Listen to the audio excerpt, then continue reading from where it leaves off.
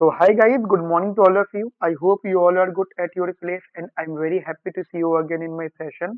तो आज हम लोग अपनी क्लास में टाइप्स ऑफ मनी के बारे में डिस्कस करने वाले हैं। इससे पहले वाले सेशन में मैंने आपके साथ जो डिस्कशन किया था that was the functions of money, ठीक है। इसमें हमारा हमने प्राइमरी फंक्शंस के बारे में बात किया था और सेकेंडरी फंक्शंस के बारे में हमने यहाँ पे बात की थी, ठीक है। जिसमें हमारा मीडियम ऑफ एक्सचेंज था, unit value, unit of account था, स्टोर ऑफ वैल्यू था, स्टैंडर्ड ऑफ डेफर्ड पेमेंट था। ये सारी चीजें अपन लोगों ने पहले डिस्कस कर ली थी लास्ट क्लास के अंदर। अभी जो मैं आपके साथ कंटिन्यू कर रहा हूँ that is the types of money. अब देखिए, जब भी आप बात करते हो कि सिर्फ मनी कितने प्रकार का होता है, तो अब आपके दिमाग में बहुत सारी चीजें आ रही हैं, जैसे सर 500 का नोट, और जैसे money, sir currency, note, coins. आपके दिमाग में बहुत कुछ आ रहा होगा, लेकिन ना मैं उस माइंड वाली जो नॉलेज आपके पास है उसको थोड़ा सिस्टमेटिक वे में डिस्कस कर रहा हूँ। जनरली हमारे पास जो मनी होते हैं वो दो प्रकार की होते हैं, ठीक है। एक होता है हमारा कमोडिटी मनी, राइट। एक होता है हमारा कमोडिटी मनी और एक होता है हमारा फिएट मनी। दोनों के समझ लो मेरे साथ तुम। पहले पहले सुनना ध्यान से, लिखना बाद में। एक होता है कमोडिटी मनी और एक होता है फिएट मनी। देखो, कमोडिटी मनी हम उसे कहते हैं कि अगर मुझे को, जैसे किसी ने बोला कि भैया ये, जैसे किसी ने मुझे एक बॉक्स दिया और उस बॉक्स की वैल्यू कह दी कि 5 लाख रुपए, तो ये बात क्लियर है कि अगर उस बॉक्स को मैं किसी अनदर अननोन पर्सन को भी दूंगा और मैं या सेल आउट करूंगा, तो उसकी भी मुझे रिटर्न वैल्यू 5 लाख ही मिलेगी। मतलब that amount remain same whoever the person, कोई पर्सन हो, है ना। जैसे मैं आपको छोटा सा एग्जांपल देता हूँ, छोटा सा एग्जांपल। मेरे पास, ये किसी के पास में गोल्ड बिस्किट है, ठीक है। अब गोल्ड बिस्किट है, ऑब्वियसली बात है, प्योर गोल्ड है, ये मतलब ये कंफर्म है कि प्योर गोल्ड है। 24 कैरेट बिस्किट, 24 कैरेट का ही है, ठीक है। अब क्या ऐसा जरूरी है कि मैं अपने जानकार वाले को ही दूंगा, वही मुझे उसके पैसे देगा, बाकी दूसरा वाला भगा देगा? ऐसा बिल्कुल नहीं है।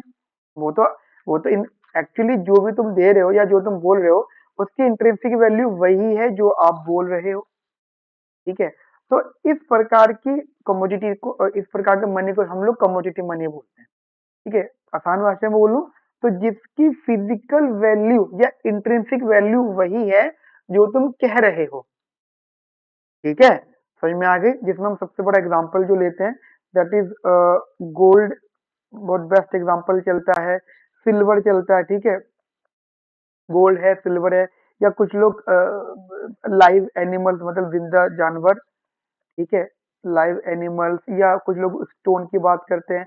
एक चीज चलती थी पहले, शेल्स। अब तो शायद अ, आज की जनरेशन शायद इसको नहीं समझती होगी, मतलब मैं भी नहीं, मुझे भी नहीं पता। लेकिन आज से तकरीबन 50-60 साल पहले शेल्स का भी था, वो भी एक तरह की ज्वेलरी वाला ऑप्शन था, जैसे मोती, है ना। वो सुना होगा ना। अब ये जनरेशन शायद नहीं पसंद करती सब चीजें, वो महंगे वाले मोती जो होते थे, ठीक है, बहरहाल। ठीक है, तो उसकी एक वैल्यू, इंट्रिंसिक वैल्यू है। कहने का मतलब है कि उसकी जो फिजिकल कमोडिटी है वो एक इंट्रिंसिक वैल्यू होल्ड कर रही है इफ यू मेल्टेड इट।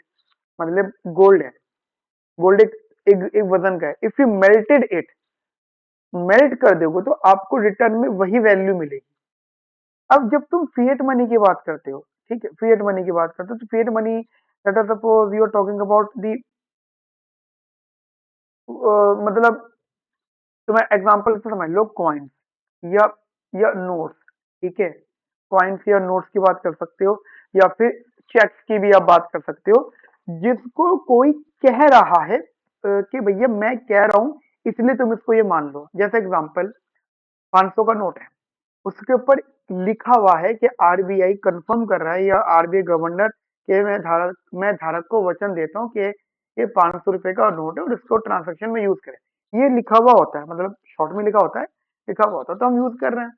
अच्छा, कोई अगर पुराने वाले 500 हजार का नोट दिखाए, शायद आपने सुना होगा 2016 में डीमोनेटाइजेशन हुआ था, वो दिखाए, तो वहां पे आरबीआई कह चुका है कि हम इसको मतलब मार्केट में कोई इसको ना ले, अब ना ले, तो अगर आप मतलब ट्रांसलेशन करना चाहोगे तो आपको एक्सेप्ट नहीं करेगा, ठीक है, क्योंकि उसके लिए किसी ने पहले कहा था करो एक्सेप्ट, अब कहा नहीं करो एक्सेप्ट। क्या गोल्ड के लिए ऐसी बात है, जो लाइव एनिमल के लिए ऐसी बात है, जो स्टोन के लिए ऐसी बात है, या सिल्वर के लिए ऐसी बात है कि मत लो और अब लो? ऐसा कुछ है नहीं है। तो actually these are the two things. अब एक एक करके बात करेंगे। सबसे पहले मैं आपके साथ जो डिस्कशन कंटिन्यू करूंगा, that is the commodity money. ठीक है, हम कमोडिटी मनी को समझेंगे पहले अच्छे से। ये तो आपने हेडिंग करके लिखा है। अब कमोडिटी मनी डेफिनेशन पहले क्लियर कर लेते हैं, लिखना मेरे साथ में, that money backed by a commodity physical commodity that physical commodity that holds intrinsic value, intrinsic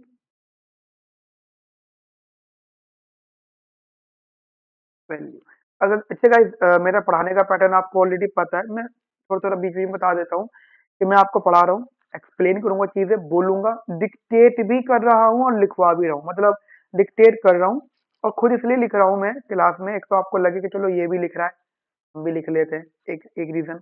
दूसरी रीजन ये है कि इन केस अगर आपका मन नहीं लिखने का, तो ये नोट्स आपको एज इट इज आपके पोर्टल पे पहुंच जाएंगे। जो लैपटॉप, पीसी या मोबाइल या आईपैड कोई भी डिवाइस हो, वहाँ पे readable mode, remember that, downloadable mode नहीं होगा, रीडेबल मोड होगा। ठीक है, चलो आगे बात करते हैं हम लोग यहाँ पर कंटिन्यू। अच्छा देखो, जैसे मैंने यहाँ पे एग्जाम्पल वैसे ऊपर लिख तो दिए थे, बट फिर भी आप लोग एग्जाम्पल के एक पूरा एक फॉर्मेट के तौर पे लिखना। एग्जाम्पल जैसे गोल्ड, सिल्वर, ठीक है, you can say that also used in jewellery. जैसे आज की डेट में या पहले से आपने सुना होगा, पुराने जमाने के लोग गोल्ड, सिल्वर या स्टोन्स, ये सब चीजें अपने पास रखा करते थे। उन्होंने फ्यूचर देखा था, उनको पता था कि आने वाले समय में गोल्ड महंगा होगा। अब जैसे गोल्ड ठीक ठाक महंगा है, सिल्वर भी उसी कगार पे, मतलब बढ़ रहा है, इक्वल तो नहीं आया बट बढ़ रहा है वो भी। ठीक है, तो कमोडिटी मनी इन्वेस्टमेंट है बहुत अच्छी। या आप और एग्जांपल ले सकते हो, लाइव एनिमल्स, या स्टोन का भी एक ऑप्शन रहा है, शेल्स एक्सेट्रा। ये शेल्स मतलब वो शायद आपने सुना हो, समुद्री जो वो होते हैं, वो जो मोती जो वहां से आता है समुद्र में से, शेल्स वगैरह होती हैं, तो वो सारी बात करें तो वो भी ठीक ठाक महंगे मिलते थे। ठीक है, इतनी बात मेरी समझ में आ गई आपको। एक्चुअली इनका कंसेप्ट क्या होता है, जैसे मैंने यहाँ पे वर्ड यूज करा है, intrinsic value.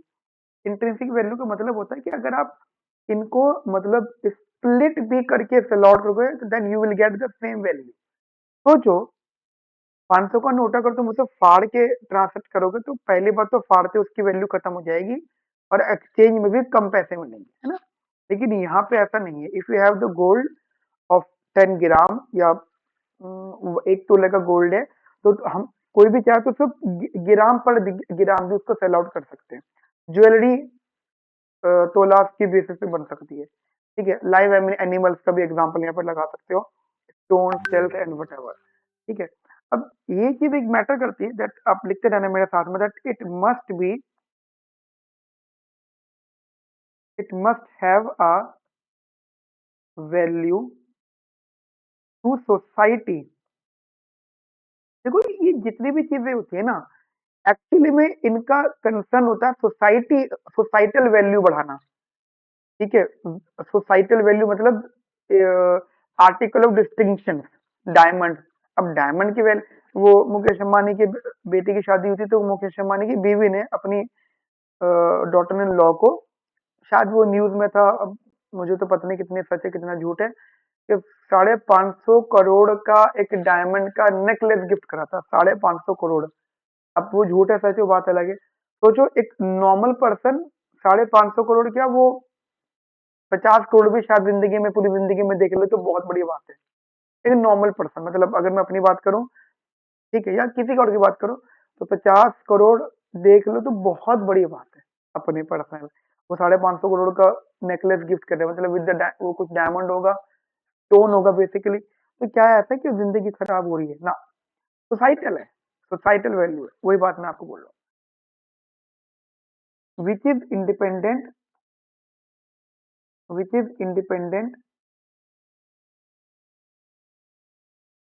Of its function as money. ठीक है। अब इस ये जो होता है हमारा कमोडिटी मनी, ये भी फर्दर दो पार्ट्स में डिवाइड होता है। ठीक है, देखो, ऐसा होता है जैसे ज्वेलरी है। ठीक है, अब किसी ने मान लो कोई कहता है कि ये मेरी 10 तोले की ज्वेलरी है, चलो नहीं, 5 तोले की ज्वेलरी है, तो 50 ग्राम हो गया है ना। अब आपको क्या लगता है, अगर वो 5 ग्राम को मेल्ट किया जाएगा, वो 50 ग्राम को अगर मेल्ट किया जाएगा ज्वेलरी को, तो क्या 50 ग्राम गोल्ड का उनको बेनिफिट मिलेगा? नहीं मिलेगा, क्योंकि जब उनको मेल्ट करेंगे, प्रोसेस होगा, तो उनका कुछ परसेंटेज कम होगा। ये बात हम लोगों को पता है। ये बातें हर चीज में एप्लीकेबल होती हैं।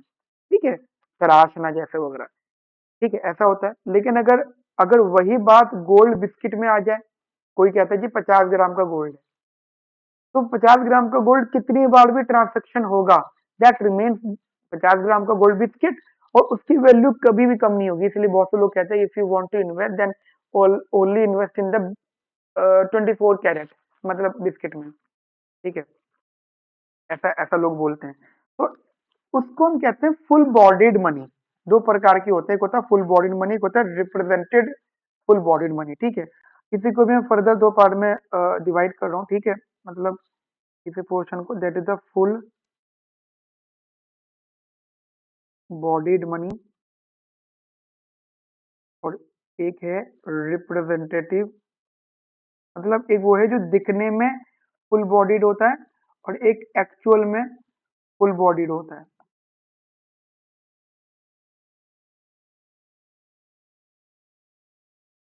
ठीक है, दो पार्ट में डिवाइड कर लेते हैं हम इसको, डिस्कशन करते हैं।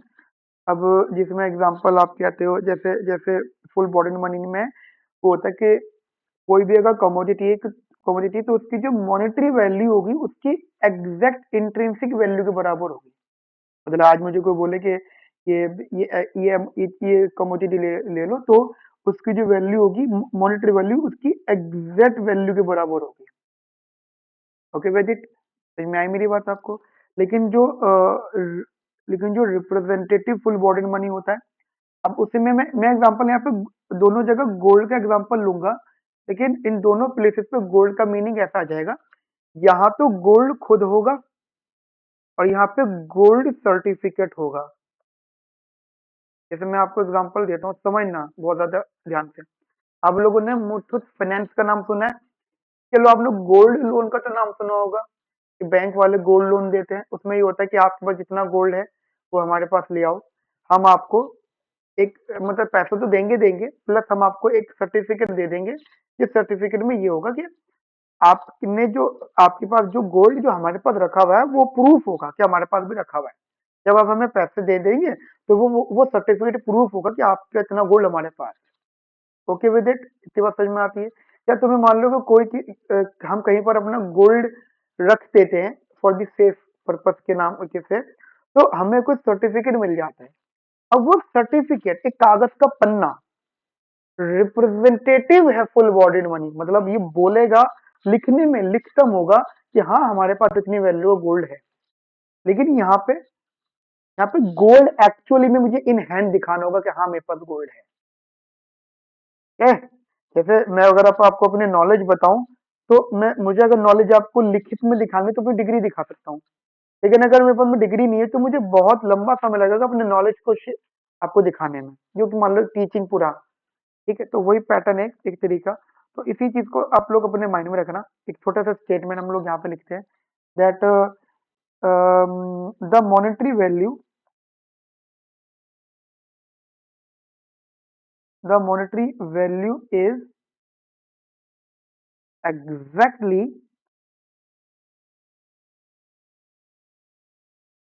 equals to their non monetary value।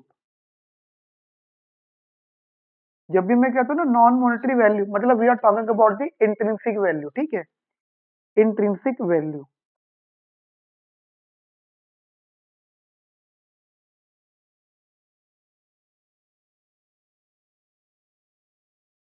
Okay, अभी एक बड़ा इंटरेस्टिंग सा डिस्कशन मैं आपके साथ में करूंगा इंट्रिंसिक वैल्यू, और एक होता है that is, it is a paper money, it is a paper money that represents a claim that represents a claim to a specific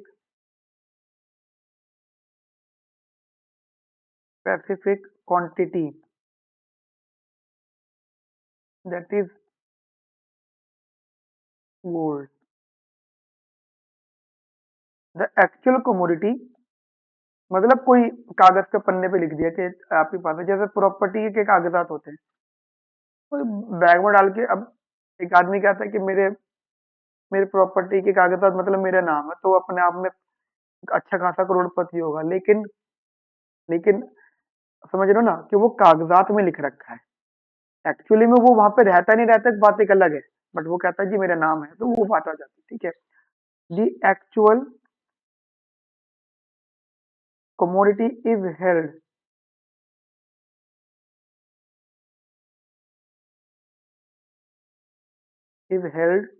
as an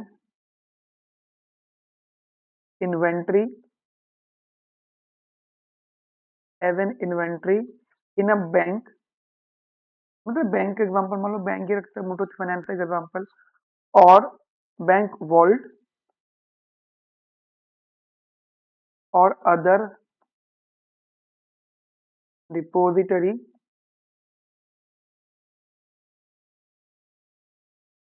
and does not circulate.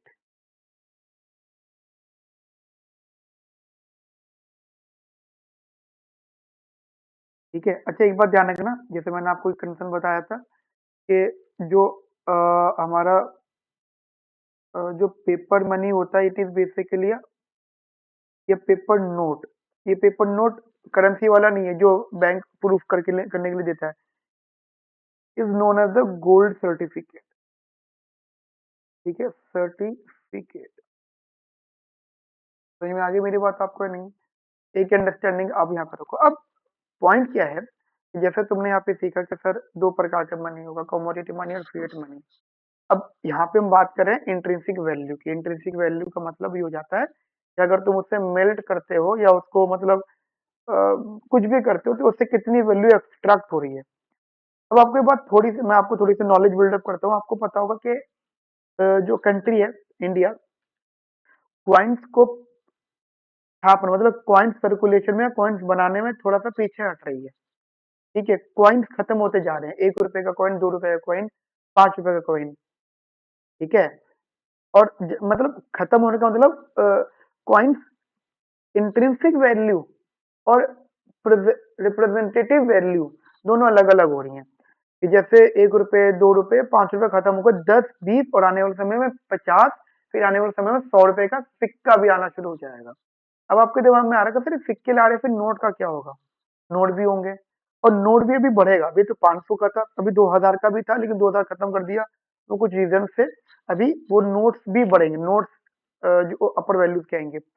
आपको पता है कि RBI actually में कोई भी note, फिलहाल हम अगर नोट्स की बात करें, तो कोई भी नोट को छापने में कितनी कॉस्ट फेस कर रहा है, और उसके लिए क्यों इजी और डिफिकल्ट हम चेक करते हैं कि प्रिंटिंग कॉस्ट वगैरह क्या होती है। देखो मैं आपको दिखाता हूँ, मैं एक्चुअली इस फिगर की बात कर रहा हूँ आपके साथ। एक्चुअली ये मैं ये बता दिखाना चाहता था आपको, that is cost of printing Indian currency notes. ठीक है, जैसे 10 रुपए के नोट को प्रिंट करने की कॉस्ट 96 पैसे है। ठीक है, और 500 रुपए के नोट को प्रिंट करने की कॉस्ट मतलब मोटे मोटे तौर मान लो 2.5 रुपए। इसको तुम 1 रुपया बोल दो, एग्जाम्पल, इसको तुम 2.5 रुपए जैसे हमने बोल दिया इसको। ठीक है, 1 रुपया, 96 पैसे 1 रुपया मान लो। मुझे बताओ 500 में कितने 10 के नोट होंगे? अगर मैं बोलूं कि 500 का एक नोट, और उसको अगर हम चिल्लड़ में कन्वर्ट करेंगे, मतलब खुले कराएंगे, तो कितने 10 के नोट होंगे? 50। 50 का मतलब ये हो गया कि एक नोट को बनने में 1 रुपए लग रहा है, तो 50 रुपए की कॉस्ट होगी। 50 रुपए सेंट्रल बैंक के खर्च होंगे। अगर वो 500 रुपए के कॉरस्पॉन्डिंगली उसको 10-10 रुपए में स्प्लिट करेंगे, और वही चीज तुम देखो 96 पैसे 95 पैसे इसकी है, तो इसको भी तुम 1 रुपए की कॉस्ट कह सकते हो। एग्जाम्पल कह रहा हूँ मैं 1 रुपए की कॉस्ट पर। तो 500 में कितने होने चाहिए? 25, तो ये 25 रुपए में आ जाएगा। समझ में आई मेरी बात आपको? ठीक है, ऐसे ही इसको देखो। तो आप एक चीज नोट कर रहे होंगे कि जो जो प्रेजेंट वैल्यू रिप्रेजेंटेटिव वैल्यू है वो तो बहुत बड़ी, मतलब बढ़ रही बहुत बड़े लेवल से। आगे चल के 2000 का या 1000 का या 5000 का नोट बनाएंगे तो वैल्यू। अब मुझे बताओ, अगर हम 500 रुपए के नोट को मेल्ट करें, मेल्ट मतलब उसको क्रश करें या कुछ भी करें, और उससे हम सोचे कि हम अपने 500 की वैल्यू निकाल लें, तो क्या पॉसिबल है ये? नहीं पॉसिबल। तो ये मेरी बात मैं क्या कहना चाहता हूँ। लेकिन वही बात अगर ये गोल्ड की बात हो रही होती और ये कमोडिटी मनी होता, तो जो गोल्ड, मान लीजिए गोल्ड बिस्किट है, उस पर लिखा है ना 10 ग्राम, तो वो 10 ग्राम है, चाहे तुम मेल्ट कर लो चाहे तुम कुछ भी कर लो, अगर कोई इस पे लिखा हुआ। तो ये फर्क होता है कि फुल बॉडी मनी और रिप्रेजेंटेटिव फुल बॉडी मनी। जैसे मैंने कमोडिटी मनी बताया, अब हम लोग डिस्कस करते हैं। इस पिक्चर को मैं हटा देता हूँ क्योंकि वो चलो लगे रहने देता हूँ। ये आपके पास नोट्स में ऐसा चला जाएगा ऐसा। ठीक है। अब अगला जो मैं आपके साथ यहाँ पे लिख रहा हूँ, that is the fiat money. लिखना मेरे साथ में, that is the fiat money. Fiat money के लिए मैंने वहाँ पे हेडिंग के तौर पे लिखा था, अगर आपको याद हो तो। फिएट मनी एक ऐसा मतलब एक वो मनी टाइप होता है जिसमें इंट्रिंसिक वैल्यू नहीं होती। वही जैसे मैंने अभी जो ये दिखा रहा था, इंट्रिंसिक वैल्यू, कि 500 रुपए की इंट्रिंसिक वैल्यू 2.5 रुपए भी नहीं है एक्चुअली में। ठीक है। इंट्रिंसिक वैल्यू नहीं होती इसके अंदर। और हम कभी भी जैसे गोल्ड में मनी बैक, तो वो जो बैक वैल्यू होती है ना, बैक वैल्यू के गोल्ड की बैक वैल्यू अगर उस पे लिखा है वही अंदर भी है, वही चीज ऐसा यहाँ पे नहीं होता। ठीक है। लेकिन बस फिएट मनी में खास बात क्या होती है कि यहाँ पे एक लीगल टेंडर होता है। ठीक है। Legal tender money, it is also known as the legal tender money. कि हमारी कंट्री की गवर्नमेंट ने या सेंट्रल बैंक ने बोल दिया, तो हम इसको जो है इस्तेमाल करेंगे। ठीक है। तो लिखना मेरे साथ में, that money that has no intrinsic value and is not backed by a commodity like gold, like gold. It used as a legal tender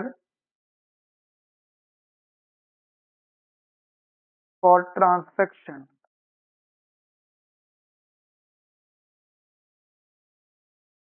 अब एग्जाम्पल के तौर पे, we generally knows that coins है।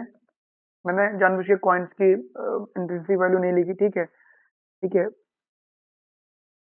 लेकिन मैंने इसलिए नहीं लिखा, तो कॉइन्स पे एक डिस्कशन है कि कॉइन्स का ऐसा बोला जाता है कि 1 रुपए के कॉइन की जो वैल्यू थी, इंटरेस्ट की वैल्यू, वो भी क्लोज टू 1 थी, 1 रुपए के आसपास थी। तो वो वहां पे बात अप्लीकेबल है। लेकिन वो चीज कम, अब तुम देखो कॉइन, पहले का कॉइन और अब की कॉइन, पहले का 1 रुपए का कॉइन, 2 रुपए का कॉइन कितना अच्छा खासा हैवी वेटेड होता था मेटल उसके अंदर। लेकिन अब के जो कॉइन आ रहे हैं बिल्कुल हल्के से, है ना। अब तो 1 रुपए का तो सिक्का मैंने तो शायद बहुत टाइम से देखा भी नहीं। तो अब सारी ऑनलाइन ट्रांजेक्शन से तो नहीं होता है, 1-2 रुपए का तो दिखे ही नहीं। अब की जनरेशन 5-10 में अब बात होती है सारी, मिनिमम 5 रुपए। ठीक है। पहले 5 रुपए का सिक्का जो अभी भी उतने हैवी। अब जैसे 10 का सिक्का और 1 रुपए के सिक्के की अगर आप देखो मेटल में, तो 10 का सिक्का ज्यादा हल्का दिखेगा एज कम्पेयर 1 रुपए सिक्के, पुराने वाले 1 रुपए के सिक्के से। तो ये वो बात है। ठीक है। कॉइन्स मतलब उसमें क्या होता है, contain less valuable metal than the face value. ठीक है। ऐसी एक पॉइंट आ जाता है पेपर मनी। इसी में एक और आ जाता है। ठीक है। That is bank deposit and cheque. मतलब fiat money, actually fiat money हम उसे कहते थे कि कोई अगर प्रॉमिस कर ले हमसे, मान लीजिए किसी ने चेक लिखा 10,000 रुपए का, और वो बोले कि मैं हूँ गारंटी इसकी कि जब तुम बैंक जाओगे तो बैंक वाले आपको इसके बदले की, इसकी जो इंट्रिंसिक वैल्यू है वो 10,000 रुपए वो देंगे। मतलब रिप्रेजेंटेटिव मनी है, तो इसलिए हम उसको भी मान के चलते हैं फिएट मनी, ठीक है, क्योंकि वहां पे प्रॉमिस होता है, दैट इज बैंक डिपॉजिटरी या डिपॉजिट नोट। मतलब हमारे बैंक में हमारे कितने पैसे, तो हमें एक छोटी सी स्लिप मिलती है जब हम अपने बैंक में पैसे जमा करते हैं। पहले ये बात, अब तो ऑनलाइन ट्रांजेक्शन है, अगर 10,000 रुपये बैंक में जमा करना है तो वो स्लिप देगा, वो है बैंक डिपॉजिट कि हाँ मैंने बैंक में जमा करे हैं, ठीक है। And cheques also function as a fiat money, as a fiat money. Fiat money की खास बात क्या होती है कि अगर आप उसको मेल्ट करते, हम बार बार मेल्ट वर्ड यूज कर रहे हैं, मेल्ट करके you never get your exact value, ठीक है। तो that is, it can not be melted to extract its value। मतलब सोचो, मुझे अगर कुछ रफ में कोई पेज चाहिए तो मैं नोट को ऐसा रफ पेज यूज नहीं कर सकता कभी। जैसे मान लीजिए मैं कभी कभी इमरजेंसी में कुछ नंबर वंबर कुछ लिखना पड़ जाता है, तो 500 को नोट पे मैं नंबर लिख दूं ऐसी, मतलब अपने फ्री वो रफ वर्क के लिए तो नहीं करते हम, है ना, क्योंकि हमें पता है कि उसकी एक्सैक्ट वैल्यू नहीं है, ठीक है। Actually it's value depends on public confidence and stability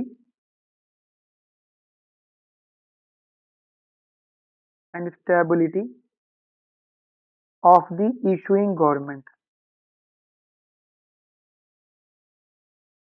ये बहुत इंपॉर्टेंट बात है, स्टेबिलिटी ऑफ इशूइंग गवर्नमेंट, मतलब जो गवर्नमेंट को इशू कर रही है उसकी स्टेबिलिटी पे भी ये बात आती है। यहाँ तक मेरी बात आपको क्लियर हुई अच्छे से, बढ़िया से? ओके, अब एक तो हो गया ये कंसेप्ट, और एक एक बेसिक इन्फॉर्मेशन आप लोग अपने माइंड में रखना, that is the physical properties of the money. अभी तक तो हम जनरल बात कर रहे थे, बट अब बात होगी फिजिकल प्रॉपर्टीज ऑफ मनी। तो now what is the physical property of money, ठीक है। अब देखो, एक्चुअली जो मनी को हम ट्रांसैक्शन में यूज करते हैं, अब हम ना उस वाले मनी पर आ गए हैं जो हमारा करेंसी वगैरह है ना, अब उसकी बात कर रहे हैं, ठीक है।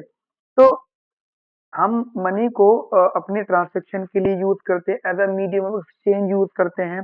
तो पता है क्या रीजन होते हैं एक्चुअली उसके ना, कुछ फिजिकल प्रॉपर्टीज है, जैसे पोर्टेबिलिटी, डिविजिबिलिटी, ड्यूरेबिलिटी एंड रिकग्नाइजेबिलिटी, या उसको लोग रिकॉग्नाइज करते हैं, ठीक है बेटा। तो ये कुछ चार प्रॉपर्टीज हैं जिनके बेसिस पे हम ये बात कर रहे हैं, जैसे जैसे उसकी फिजिकल प्रॉपर्टीज हैं। जैसे अगर मैं एक स्टेटमेंट लिखूं यहाँ पे, that that money serve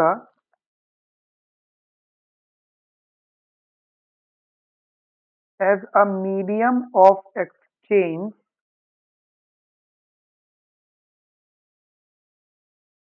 due to due to its physical properties, physical properties, that is make it more effective, make it more effective for transactions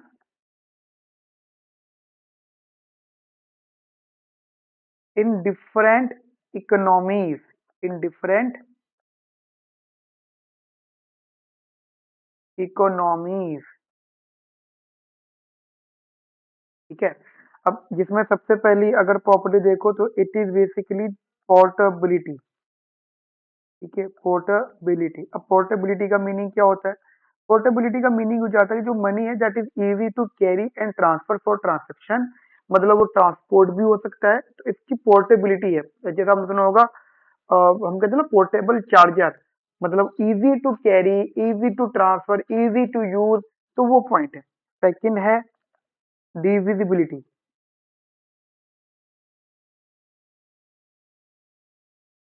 third है ड्यूरेबिलिटी,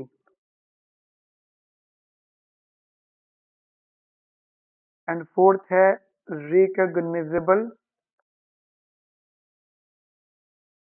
वैल्यू। ठीक है, so these are the physical properties of the money जिनके basis पे हम ये कह सकते हैं कि money can be effective for the transaction. ठीक है, एक ही माइंड में वैल्यूज रखो। अच्छा, तो इसमें भी रीडिंग में बुक में स्टेटमेंट दे रखी है, बट उसको लिखने की जरूरत यहाँ पे है नहीं। तो आज हमारी क्लास में हम लोग जनरली इतना रखते हैं। अब आने वाली क्लास में हम लोग जो स्टडी करेंगे, we will study in our coming class that the evaluation of the bank. Bank के बारे में समझेंगे कि बैंक का एक्चुअली इवैल्यूएशन या किस तरीके से बैंक बना। ठीक है, मतलब बैंक बना ही कैसे है, बहुत बहुत इंपॉर्टेंट कि पहला कौन बनता था जिसने बैंक के बारे में सोचा। ठीक है, ये डिस्कस करेंगे हम लोग बैंक के बारे में। And after that types of bank notes, फिर बैंक नोट्स की बात करेंगे। फिर इसमें मनी सप्लाई होगा। ओके, हाँ, बस मेरे ख्याल से 2 क्लासेस लगेंगी हमारे इस टॉपिक को कवर होने में। फिर हमारा ये मनी वाला टॉपिक कवर हो जाएगा, फिर आगे चल के दूसरे सेशंस में हम लोग आगे डिस्कशन करेंगे। तो आज के सेशन में हम लोग इतना रखते हैं। मिलते हैं नेक्स्ट सेशन में। अपना ध्यान रखो, ख्याल रखो। Have a nice day. Thank you, bye bye, take care.